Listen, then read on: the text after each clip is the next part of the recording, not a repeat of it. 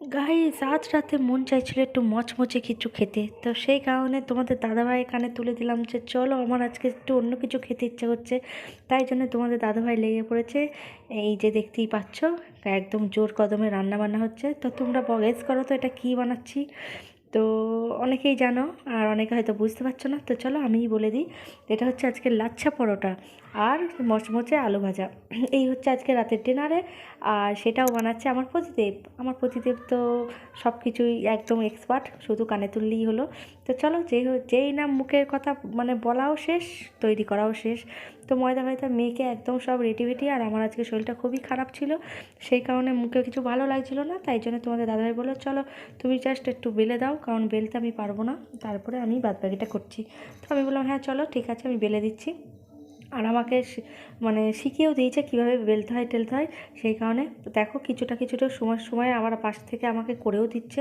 আমি হয়তো ওর মতো অতটা ভালো পারছি না, জাস্ট যেটুকুনি পারছি ওই তোমরা ধরনের করেও আমাকেও ভালো করে, ওই যে দেখতেই পাচ্ছ হাতে পাতে একটু করে দিচ্ছে আর একদিকে শেখছে। আর তার সঙ্গে সঙ্গে বলছে যেমনি মচমচে হচ্ছে তেমনি কালারটাও দারুণ হয়েছে। ওহ দেখো, তোমরা শুধু দেখে থাও।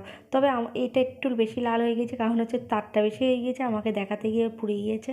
তো চলো, গরম গরম লাচ্ছা পরোটা, এই যে দেখতেই পাচ্ছ আলু ভাজা। তাও এইটুকুনি ভিডিও আমার ছেড়ে করেছিল, সেই জন্য ঠিক মতো করতে পারিনি। আর গরম গরম সবার মানে রান্নাও শেষ, পরিবেশনও শেষ। এই দেখো বুকান খেতে বসেছে, মেজো ছেলে খেতে বসেছে, বড় ছেলে হয়ে গিয়েছে খাওয়া দাওয়া। আর এখানে আছে আমার আর তোমাদের দাদা ভাইয়ের। তো মোটা মোটা যেহেতু হয়েছে, সেই জন্য লাচ্চা পরোটা দুটো তিনটে বেশি খাওয়া যাচ্ছে না, তাই গুনে গুনে করা হয়েছে। তো সবার খাওয়া দাওয়া কমপ্লিট। লাস্টে কী বলে ওটাকে, হাঁড়ি কড়াই নিয়ে আমি বসে পড়েছি খেতে। কারণ লাস্টে যা থাকে, আমি আর থালাবালা নিই না, কড়াই টড়াই নিয়েই বসে পড়ি। তো সেটাই আমি গামলা টাবলা নিয়ে বসে পড়েছি।